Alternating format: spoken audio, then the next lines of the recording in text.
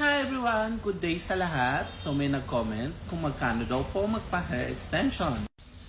Para sa mga gustong mag-inquire, pwede po kayo mag-message sa aking mga social media accounts like Facebook page, Instagram, and also guys, dito sa TikTok, pwede rin po kayo mag-direct message para malaman nyo po kung magkano nagre-range ang aming services.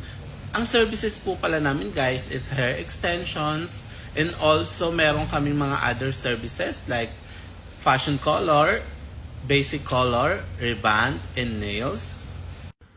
Makikita nyo ang Tani Hair Extensions Plus dito lamang po sa Timog sa tapat ng GMA 7. Ipipin ko din guys sa comment section ang aking mga social media accounts para mas mapabilis ang inyong pag-inquire. Yun lang, thank you!